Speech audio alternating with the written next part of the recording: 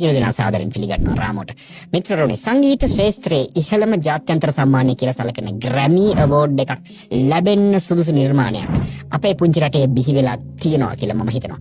එකම දේ තමයි මේ ග්‍රැමි අවෝඩ්ස් වගේ සම්මාන දෙන අයට සිංහල තේරෙන්නේ නැති එක. ඒක තමයි එකම ගැටලුව. සිංහල තේරුණා නම් අඬ සම්මාන වලින් දමලා ගහන්න තරම් වටින නිර්මාණයක් ලංකාවේ බිහි වෙලා තියෙනවා.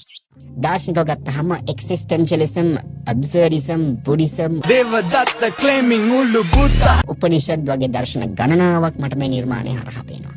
මනෝවිද්‍යාත්මකව ගත්තාම ෆ්‍රොයිඩ්ගේ මනෝවිශ්ලේෂණය, කාල් යුන්ගේ මූලාකෘති, cognitive dissonance, ඇබ්බැහිීමේ මනෝවිද්‍යාව උම්මට කියන්නේ කුඩා වගේ සංකල්ප රාශියකුත් මේ නිර්මාණය තුලින් මම දකිනවා.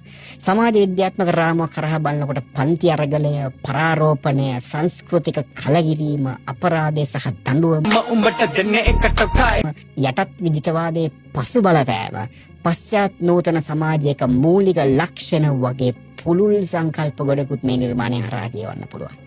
එතනින් එහාට ගියාම ආර්ථිකමය රාමුවක් කරහා බලනකොට දරිද්‍රතා චක්‍ර, ණය සහ මූල්‍ය බලාපොරොත්තු සුන්වීම,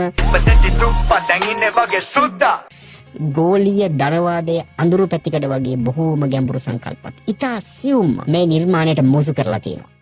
මේ සුපිරි නිර්මාණය හරහා අපේ මොළවල ලොක්ස් ටිකක් අද කඩාගමු. පට්පට් කාලා රාමුයි.